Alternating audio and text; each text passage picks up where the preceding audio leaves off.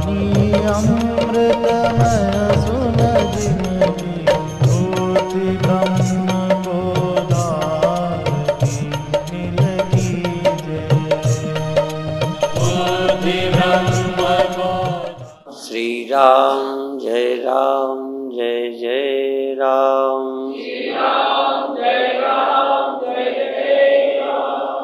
सच्चिदानंद भगवान की, सनातन धर्म की।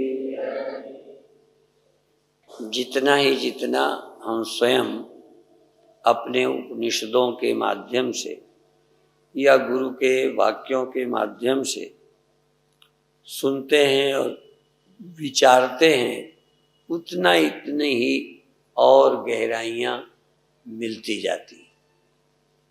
और ये भी समझ आता है कि आदमी समझते हुए भी कहाँ नहीं समझता है। और अभी बैठे लगा कि उपनिषदों के कुछ शब्दों पर ही पुस्तकें लिखनी चाहिए, एक एक शब्द पर।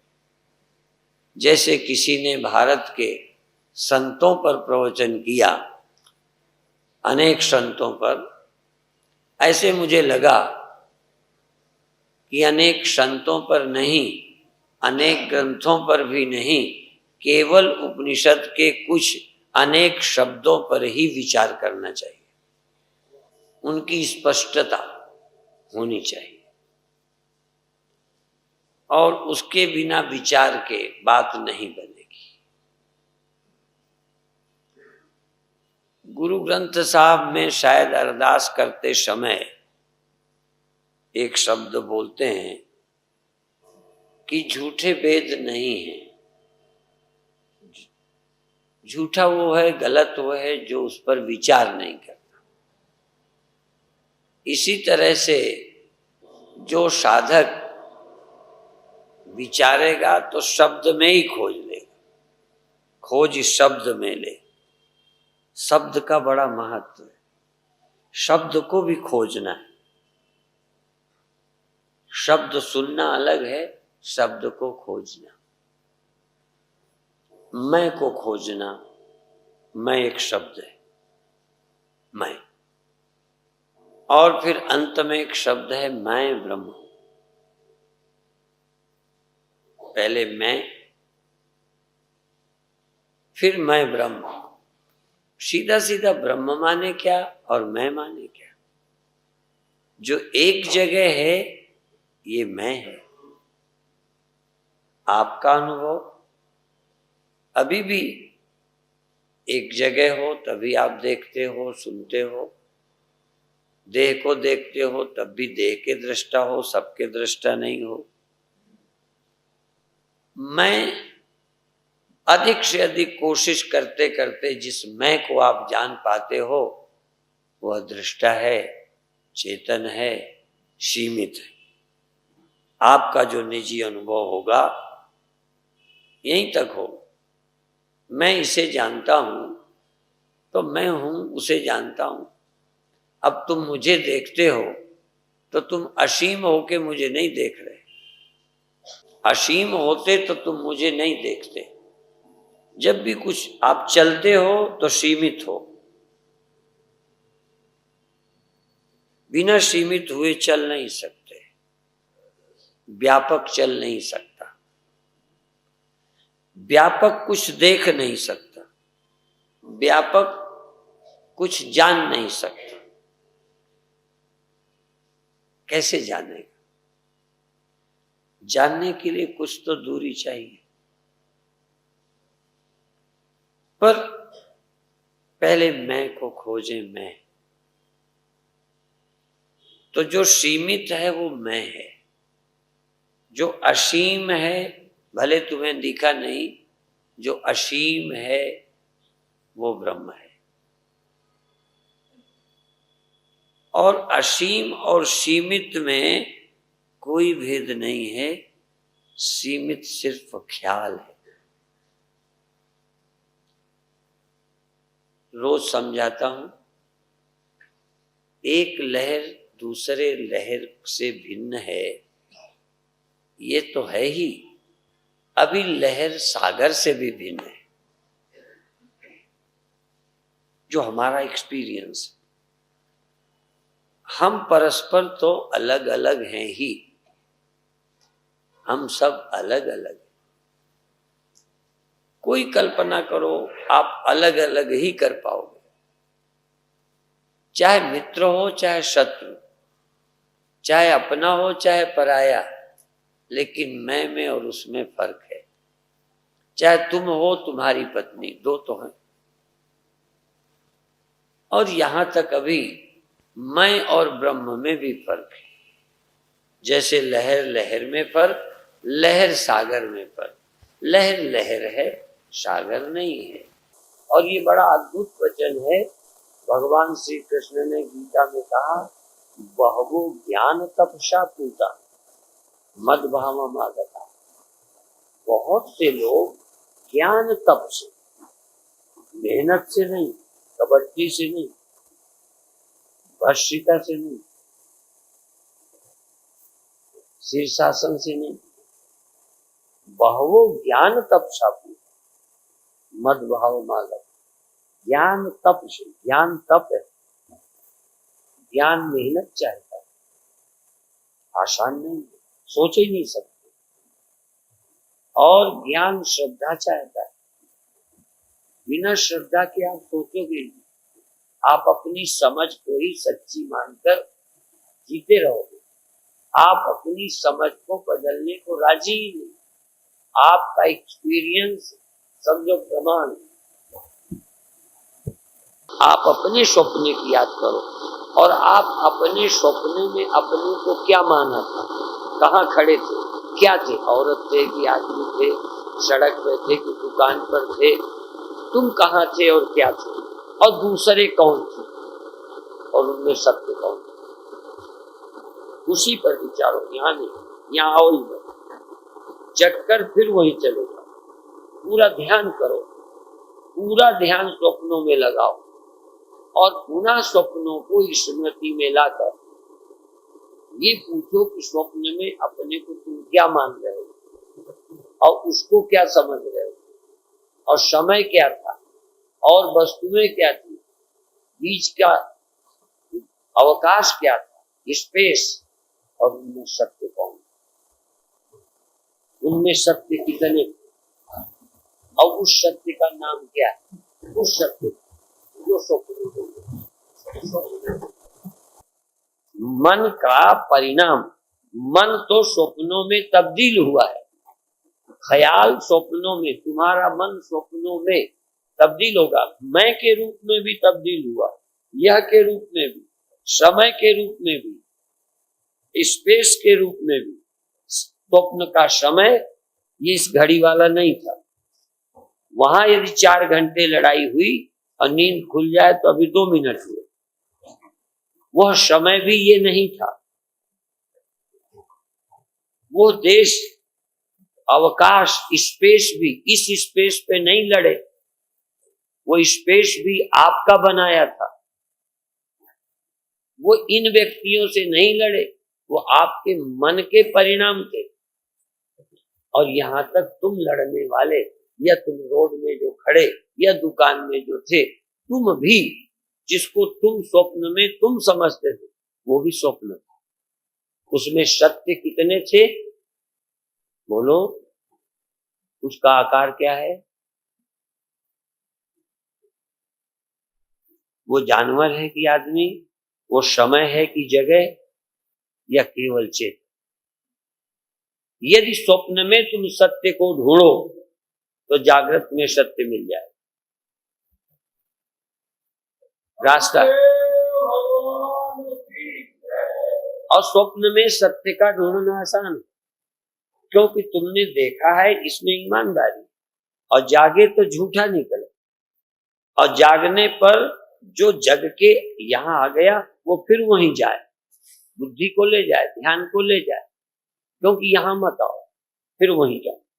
और एक तरह से इस दुनिया को फिर भूल जाओ, जागृत वाली को, पर होश पूर्वक उस स्वप्न की सच्चाई का और स्वप्न में सत्य का। स्वप्न की वास्तविकता क्या है, स्वप्न में क्या क्या सत्य है, तो कहोगे कुछ भी सत्य नहीं, ना वहां का समय सत्य, न वहां के व्यक्ति सत्य, न वहां की वस्तुएं सत्य, न वहां का स्पेस सत्य। वो सब मेरा मनोराज्य था और मन ने विकल्प किया था, चैतन्य उसका प्रकाशक। वो चैतन्य पूरे स्वप्न में, वो व्यक्ति नहीं था, पूरे स्वप्न का चैतन्य एक था। यदि ध्यान सीखना है, यदि समाधि प्राप्त करना है, यदि सत्य को खोजना है, तो स्वप्नों में लौटो। भूल ही जाओ कि जगत है कोई चीज, स्वप्न ही था, और स्वप्न को स्वप्न में ही खत्म करो और वहीं रह के देखो सत्य कौन है। तो जिस चेतन के आश्रित संपूर्ण स्वप्न रहता है, फिर लौटो, फिर यहां आओ। जिस चेतन के आश्रित संपूर्ण स्वप्न रहता है, उसी चेतन के आश्रित यह इंद्रियां, यह मन, यह संसार है। चेतन दूसरा नहीं है, और जितना झूठा वो है उतना ही झूठा ये है, और जो सच्चा तब था वही सच्चा अब है। सत्य दूसरा नहीं है, सत्य वही है, और ये प्रतीति मात्र सब स्वप्न है। तब आपका ये ख्याल, जैसे स्वप्नों के मैं को झूठा करके स्वप्न में व्यापक तुम हो, स्वप्न के व्यक्ति तुम हो कि स्वप्न के सब तुम हो, जाग के सोचो। स्वप्न में तो भूल कर दी थी, आदतवश जो अध्यास था वही स्वप्न में देखा, लेकिन स्वप्न से जग करके तो कहो स्वप्न का सांप और स्वप्न का मनुष्य दोनों में ही था। जो डर रहा था, जिसको डर रहा था, या डर के जिस सांप को तुमने मार डाला था, जिसको मारा था वो कौन, जिसने मारा था वो कौन, दोनों मिथ्या, दोनों स्वप्ने, सत्य दोनों में था। सांप और व्यक्ति दोनों की आत्मा एक थी, सबकी आत्मा एक थी, और वह आत्मा तुम हो। तुम का मतलब ये नहीं, वह चेतन तुम हो। और अब फिर यहां आओ, अब तुरंत आदमी मत बनो। जो चेतन अभी अभी था वही चेतन इस मन, इस तन और इस जगत को जानता है। वो चेतन ये तन है ऐसा नहीं सोचो। स्वप्न में जो भूल की थी, अपने को स्वप्न में देह माना था, विचार करने पे पता चला सारा स्वप्न में था, सारा स्वप्न स्वप्न था, सत्य केवल एक था। वही भूल यहां जो करते हो अब ना करो, क्योंकि स्वप्न की भूल तो जग के सुधार ली। अब उसी जागृत स्वप्न के अनुभव को जाग के जो किया, यहां आओ और देखो ये देह अकेले तुम नहीं हो, ये तुमसे अलग जो लगता है ये और नहीं है, इसमें भी चेतन एक है। पर इस मन के कारण इंडिविजुअल लगता है। जैसे स्वप्न के मन में गाय का मन अलग, पत्नी का मन अलग, बेटे का मन अलग, तुम्हारा मन अलग, पर जागने पर कितने मन थे। इसी तरह से जागृत में विचारो, ये देह, ये मन, और इस मन का मालिक मैं। वो मन तुम्हारा, वो देह तुम। यहां पर भी चेतन एक है, चेतन एक है, पर तुम चेतन ना होकर मन हो। स्वप्न में तुम व्यक्ति थे, मन थे, सब अलग था। जागे तो सब बराबर, सांप और तुम बराबर, दोनों एक, दोनों झूठे। पर जागकर ये पता चला कि सब मिथ्या। ऐसे ही अभी तक तुम देह हो, अभी तक तुम मन हो, जो स्वप्न में वही हालत यहां है। यहां भी जागो, उस स्वप्ने में रहे और जागे। अब इस स्वप्न में जागो, यह तुम नहीं हो, यह कोई और नहीं है।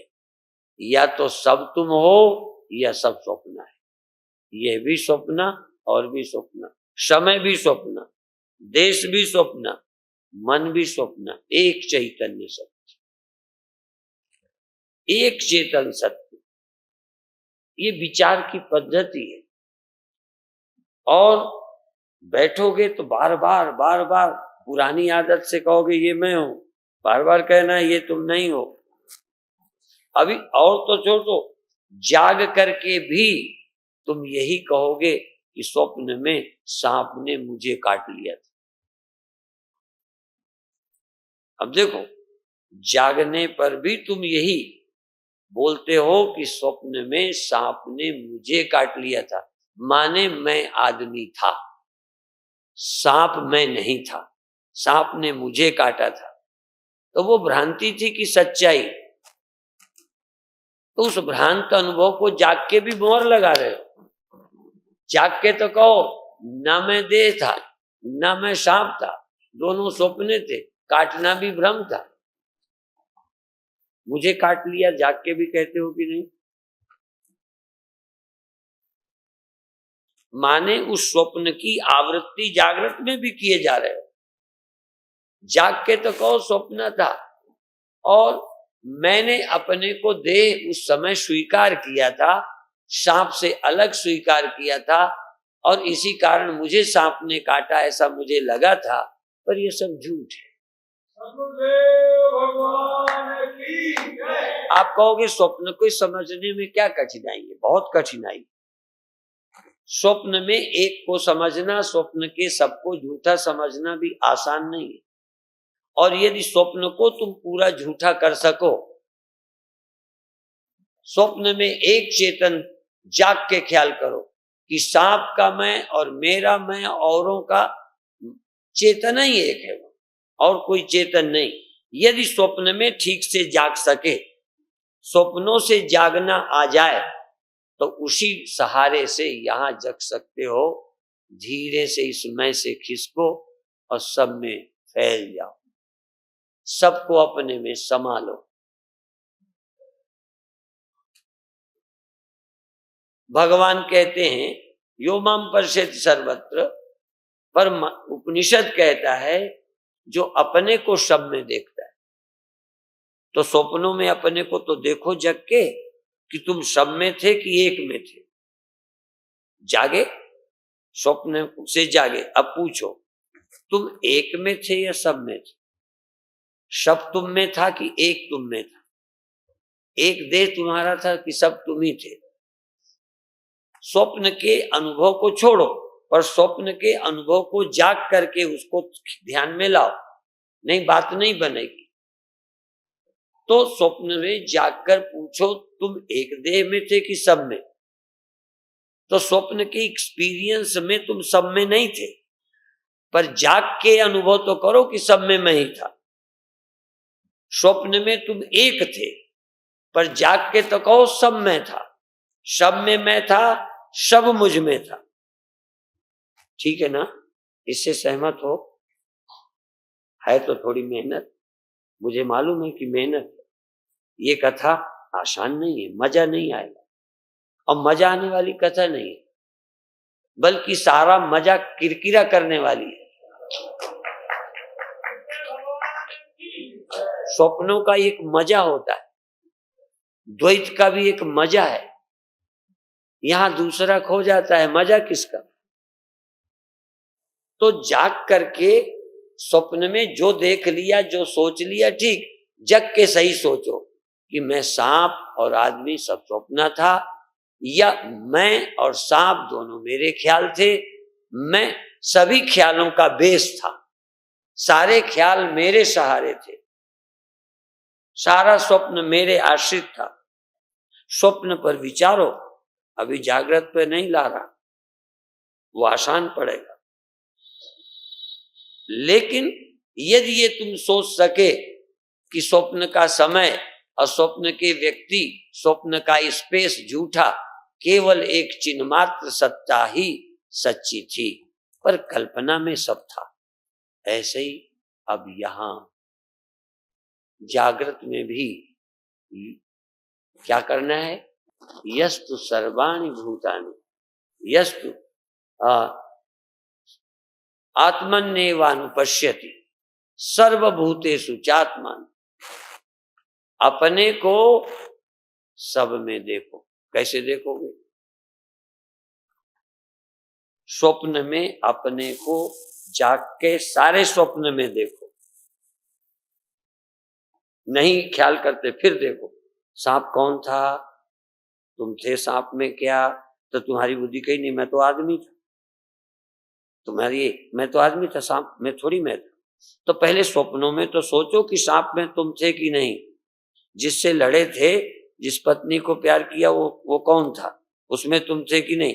तुम इधर थे पति की तरफ, पत्नी और वो पत्नी अलग, पति अलग, पिता अलग, पुत्र अलग। देखा, जाग के तो सच बोलो कि मेरे सिवा कुछ नहीं था।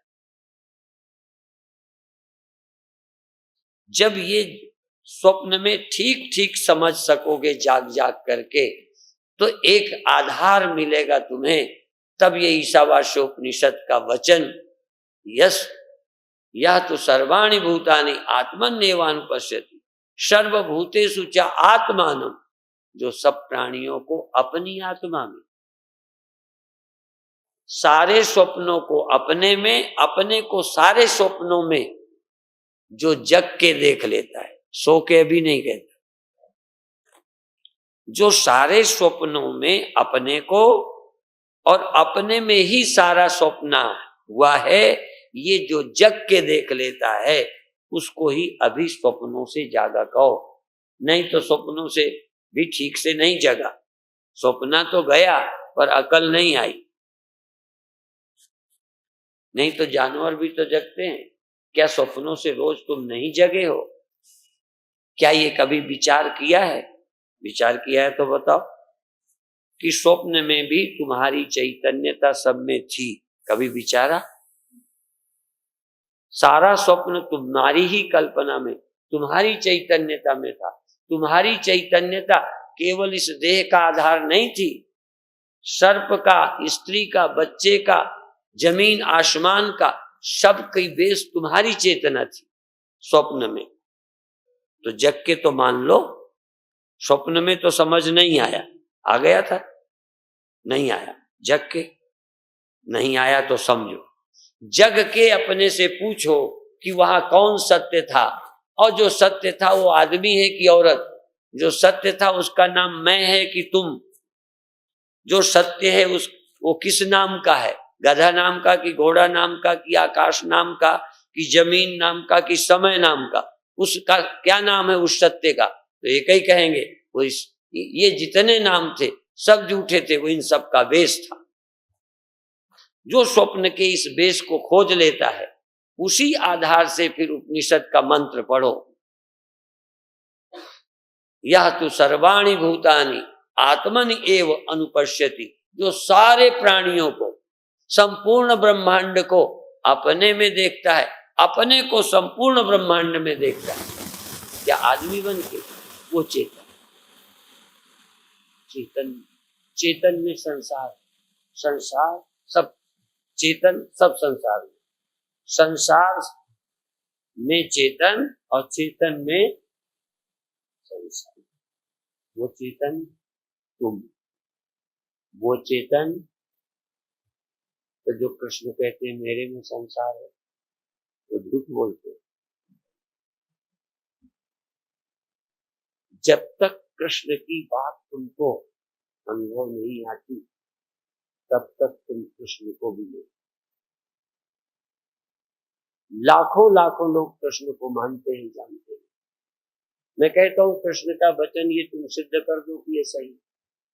इसलिए आज भी विचार है कि कृष्ण सही है बोले कि गलत बोले।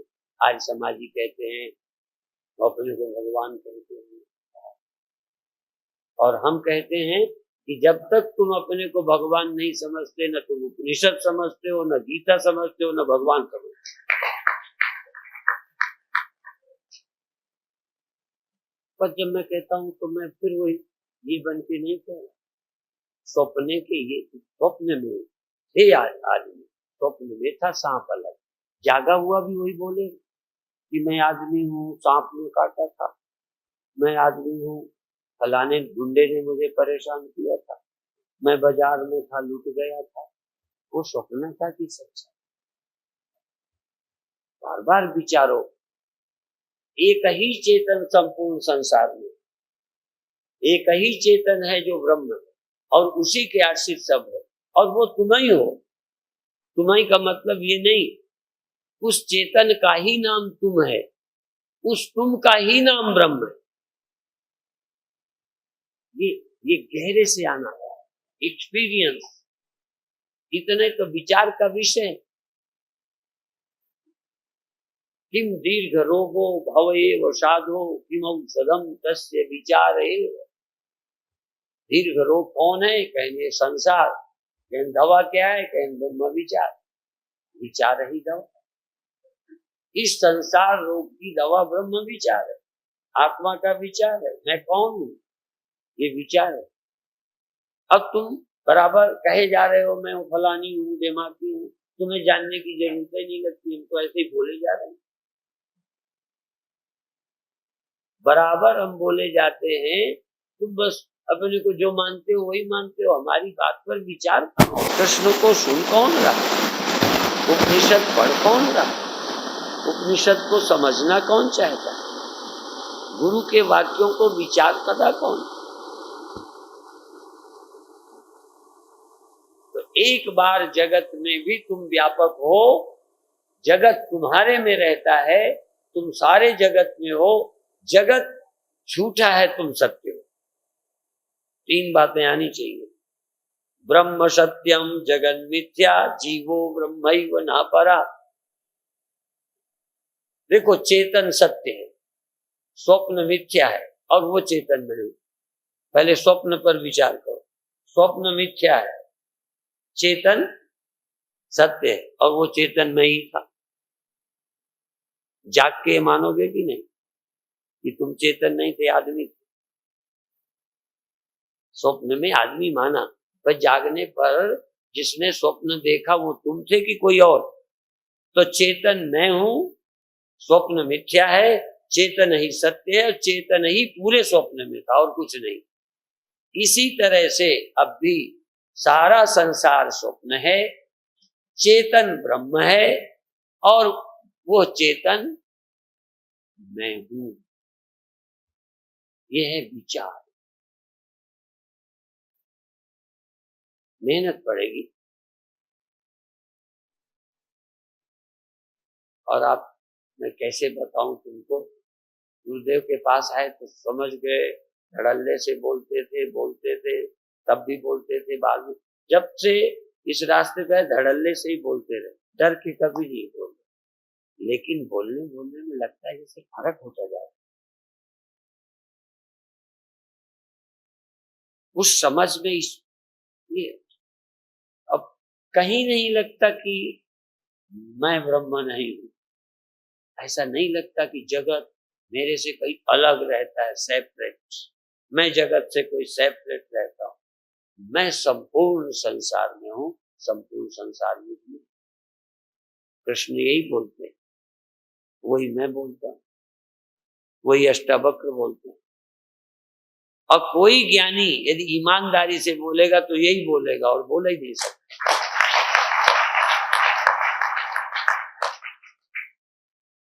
यदि ज्ञानी है तो यही सत्य है, यही बोलेगा, या तो फिर ज्ञानी नहीं है, बड़ी पढ़ाई बात बोलता है। बात ये भी पढ़ी है मेरी, ध्यान रखना, बात तो हमने भी पढ़ी है, हमने भी सुनी सुनाई बात, पढ़ी पढ़ाई बात, पर फर्क है। मेरे गुरुदेव कहते थे, कुकर सा भूकत फिरे सुनी सुनाई बात। कुत्ता जो है वो सुनने के आधार पर बोलता है। जैसे उदाहरण क्या है, कभी पड़ोस में कुत्ते रहे हो तो देख, ख्याल करना, एक कुत्ता पड़ोस का बोलेगा, उसने क्या देखा या शक हो गया, आहट हुई, पर यदि कुत्ता बोला तो पड़ोस का कुत्ता जरूर बोले। उसे पूछो तू क्यों बोला, कहने वो बोलता है। अब ये सुनी सुनाई बात, कुत्ते की आवाज सुन के बोल रहा है, उस कुत्ते ने क्या देखा क्या नहीं देखा। तो इसी तरह कृष्ण ने बोला, उन्होंने कुछ अनुभव करके बोला, अपन ने कहा कृष्ण बोले तो हमने भी बोला, स्वामी जी ने बोला तो हमने भी बोला, फलाने ने बोला तो हमने भी बोल दिया। क्या पता उन्होंने जान के बोला हो, तुम सुन के क्यों बोले? कृष्ण ने अपने को ब्रह्म बोला, कृष्ण ने जगत का आधार अपने को कहा, कृष्ण ने सारा संसार मुझ में है कहा। वो गीता तुमने भी पढ़ी, पर चलो तुमने अभी ये नहीं कहा क्योंकि तुमने समझा नहीं। कई हमारे साधु कहते हैं, तो जो नहीं, जिनको अभी ये बात नहीं समझ आई वो भी, और जो ये ऐसा बोले, जरूरी नहीं कि कृष्ण जो समझ के बोले, बोलने वाले समझ के बोले। शिवोहम मेरे गुरुदेव बोले, शिवोहम हमारे गुरुदेव के सारे चेले बोले। अब सारे चेले समझ के बोले कि कुत्ते की तरह बोले मुझे नहीं पता, पर और सचमुच कोई भी बोले तो जरा जानो कि जान के बोला कि ऐसे ही बोला। जरा उस कुत्ते के पास जाओ कि भैया तूने क्या देखा जो भौंका, ये तू बोला शिवोहम तो क्या समझ के बोला? ये सारा जगत का आश्रय हूं, समझ के बोला कि ऐसे ही बोला? और यदि तुम गुरु को समझना चाहोगे तो तुम खुद अपने को भी समझ जाओ। बहुत सरल बात, जीवन धन्य हो सकता है। समझने की कोशिश करो। हमने भी बहुत पापड़ बेल ध्यान किया है, आनंद किया है, ध्यान में बहुत मन लगा है और लगता था अभी तक जो पढ़ा था बेकार था, यही सच्चा है जो अनुभव हुआ। बाद में लगा ये अनुभव भी स्वप्न ही, ये जो अनुभव हुए सब स्वप्न, सत्य तो दो थे ही नहीं।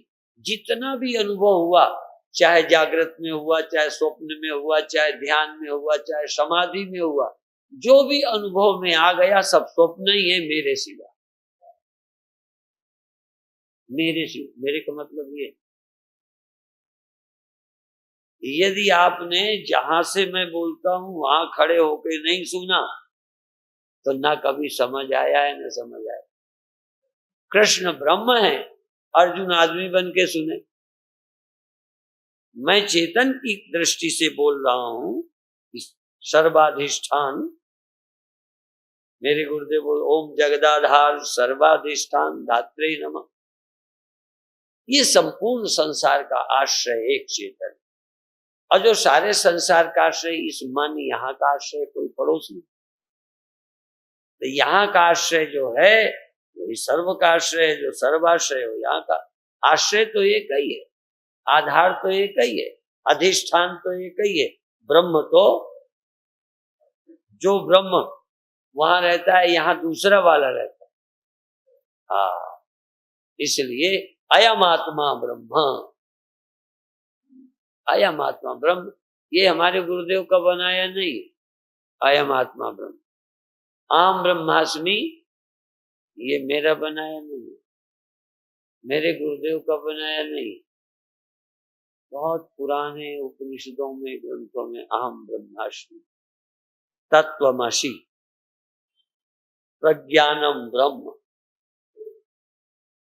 ज्ञानम ब्रह्म, प्रज्ञानम ब्रह्म, जरा इसको भी समझो। प्रज्ञान ब्रह्म, ज्ञान ज्ञाता ब्रह्म नहीं, ज्ञेय ब्रह्म नहीं, प्रज्ञान ब्रह्म, जिसमें ज्ञाता ज्ञान ज्ञेय अध्यस्त, जिस चेतन में ज्ञाता बन जाता है ज्ञेय लगता है। जो एक चेतन माया से ज्ञाता ज्ञान ज्ञेय दृष्टा दृश्य दर्शन, जो चेतन मन के कारण स्वप्न में अनेक हो जाता है, मन के कारण हो जाता है। बिना मन के चेतन स्वप्ने में परिवर्तित, इसलिए चेतन का विवर्त है मन का परिणाम। यदि मन न हो तो स्वप्न नहीं बन सकता। चेतन सीधा स्वप्न नहीं बनता, सूर्य सीधा रिफ्लेक्शन नहीं बनता, किसी माध्यम से बनता। और सूर्य कुछ बनता ही नहीं, रिफ्लेक्शन बन के दिख जाता है। बिना सूर्य डिस्टर्ब हुए हजारों हो जाता है, हजारों खो जाते हैं सूर्य ज्यों का। अच्छा, हजारों सूर्य निकलने पर सूर्य बढ़ता होगा, और हजारों रिफ्लेक्शन खत्म होने पर सूर्य घटता होगा। यही बात है, जिस चैतन्य में वृद्धि और क्षति नहीं होती, होती नहीं, हो ही नहीं सकती। ये भी नहीं कि हो जाती है, सुबह बढ़ जाते हैं। अभी भी कहीं न कहीं तुम काल्पनिक अनुभवों में फंसे हुए हो। ये चिन्मात्र सत्ता चिन्ह मात्र निर्विकार है, निरंकार है, कालातीत है, पर मन के कारण, स्वप्न मन के कारण संसार, मन नींद में सो जाता है तो कोई तरह का दुखात्मक, सुखात्मक, भयात्मक, विकारात्मक परिणाम नहीं होते। इस तरह के जो चित्त के परिणाम, चित्त होवे तो परिणाम होवे, मन होवे तो परिणमित होवे। जहां मन खो गया कोई परिणाम नहीं होता, जब कोई परिणाम नहीं होता तो कोई जगत, भय, चिंता, क्रोध, काम नहीं होता। ये सारे विकार मन के परिणाम हैं। और मन में परिणाम क्यों आते हैं? क्योंकि आप अपने विषय में अपरिचित हैं, तो आप अपनी सत्ता को मन के साथ दे देते हैं। सत्ता आपकी, बिना मिट्टी की सत्ता के कोई बर्तन बनता नहीं है, बिना जल की सत्ता के लहर नहीं बनती, बिना सोने की सहायता के कहना नहीं बनता। आपके हुए बिना मन कुछ भी नहीं बन सकता। हैं आप, लेकिन बनता मन है, ये ध्यान रखना। और जब मन सो जाता है या मन खो जाता है, दो बातें। मन या तो सो जाता है या मन खो जाता है, इसमें चेतन। जब मन चेतन में खो जाता है तब चैतन्य आत्मा का ठीक ठीक अनुभव होता है। जब तक मन नहीं खोता तो मन कल्पनाओं में उलझाए रहता है, वही सत्य लगता है। जब तक मन था, स्वप्न था, तब तक वही सत्य लगा। जब मन खोया तो वो सत्य लगना बंद हो गया, यहां आ गया तो ये लगने लगा। इसीलिए हम तो कहते हैं यहां से भी थोड़ा हटाओ। जागृत में भी मन धन से, पद से, प्रतिष्ठा से जुड़कर सुखी दुखी बड़ा छोटा मन बनता है, और चैतन्य उसमें रहकर सत्ता देकर उसी तरह का अनुभव लगने लगता है। स्वप्न ही सत्य नहीं लगता, जागृत में भी सब सत्य लगने लगता है। तुम दुखी हो गए, तुम्हारा ये बिगड़ गया, तुम धनी हो गए, क्या हो गए? इसीलिए वेदांती एक शब्द बोलते हैं, वृत्ति पदार्थाकाराकारित हो गई, वृत्ति दुखाकाराकारित हो गई, वृत्ति सुखाकाराकारित हो गई।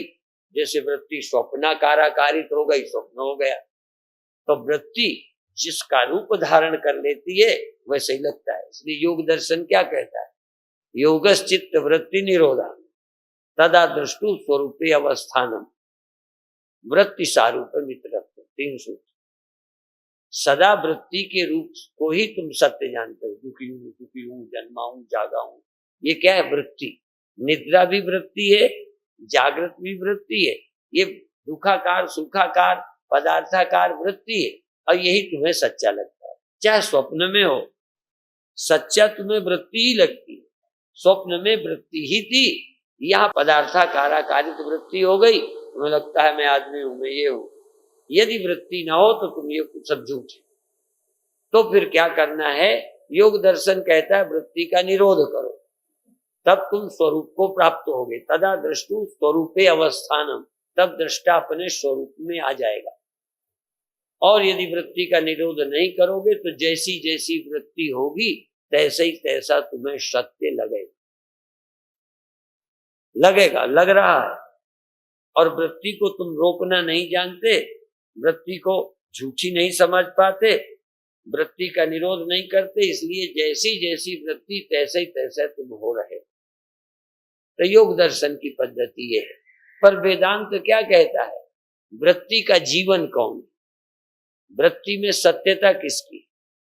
मान लिया चाकू बनाई या सुई बनाई, तो सुई की सत्यता है या लोहे की?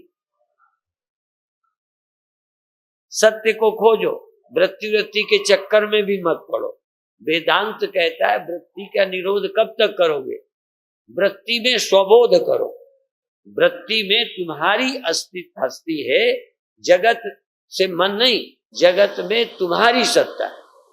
बर्तनों को फोड़ो मत, घड़े से कहो घड़े को नहीं, तू मिट्टी है कि नहीं और तेरे सिवा और क्या है, बस ये विचार कर। तो आत्म विचार से सब वृत्तियां और जगत सब झूठा, तो पदार्थाकार वृत्ति और वृत्ति को रोकने की जरूरत ही नहीं। आत्मा का विचार करते ही आत्म सत्ता का विचार करते, सत्य वस्तु का विचार करते, तुम ही सब कुछ हो। रटो नहीं, पहले ख्याल करो कि हो तुम सभी कुछ की नहीं, और कैसे हो, कैसे मान लें कि हम ही सब कुछ है। तो जैसे स्वप्न में हम ही सब कुछ थे, ऐसे वृत्ति का देखो, जब मन ऐसा हुआ तो तुम हो कि नहीं, तुम्हारे सिवा मन क्या है, तुम्हारे सिवा वृत्ति क्या है वहां। इसलिए मूल में जब तक नहीं जाते, मन का मूल, मन के पीछे जाओ, ये मन कहाँ से आता है, मन कहाँ है, मन कैसे खो जाता है, मन की उत्पत्ति, मन की स्थिति, मन का लय किसमें होता है। उपनिषद कहते हैं, और उपनिषद भी कहते हैं, और ब्रह्मसूत्र जन्माद्यस्य यतः, उपनिषद कहते हैं यतो इमानि भूतानि जायन्ते येन जातानि जीवन्ति यत् प्रयन्त्यभिसं विशन्ति तद ब्रह्म तद विजिज्ञासा। तुम ये देखो, कभी बिना, कभी मन हुआ, कहाँ गया, कब लौटा, एक मिनट भी मन खोया कि नहीं, एक मिनट। तुम दिन भर की बात करते हो, महाराज दिन भर मन नहीं लगा, दिन भर तो मेरा भी नहीं लगा। दिन भर की बात कौन करता है? एक मिनट तुम्हारा ऐसा जब मन खो गया हो, मन ना हो, तुम हो, तुम्हें मालूम हुआ हो कि अभी मन नहीं था, मेरे से निकल आया। लहर से घबराओ मत। जल से एक प्रश्न करना है मुझे कि लहर के बिना तुम थे कभी, ये याद करो। लहर तुम्हारे से हुई, तुम्हें याद है कि लहर नहीं थी, मेरे में अभी अभी पैदा हुई।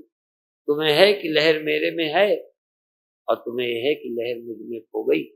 यदि इतना अनुभव कोई कर ले तो समझ लो उसे जल मिल गया, क्योंकि जल ही ये अनुभव कर सकता है कि लहर हुई है और खो गई। तो मन की उत्पत्ति, मन की स्थिति, मन का लय, मन का विलय हो जाना जो ढूंढ लेता है वो आत्मा को प्राप्त होगा। और मन का मूल आत्मा है, मन की ज्योत स्वरूप है। ज्योति क्या होती है? जो दिखाई देती। वो लोग दिखा देते हैं ज्योति, हम भी दिखाते हैं, क्योंकि तुमको ज्योति दिखाएंगे तो ही तुम्हारा मन लगेगा। लेकिन ज्योति वो नहीं है जो दिखाई देती, ज्योति वो जिसमें मन चला जाता है, खो जाता है, दौड़ के नहीं, लौट के। जिसमें लहर खोती है वो जल। लहर जहां जाती है दौड़ती नहीं, लहर जिसमें खोती, मन जिसमें खो जाता है, मन जिससे निकल आता है। एक सेकंड तो देखो, तुम ध्यान जाने किसका करते रहते हो? तुम भीतर लौटो, अपनी चैतन्यता में मन को पैदा होते देखो, अपने में मन को रहता देखो, अपने में मन को लय होता देखो, या अनुभव करो।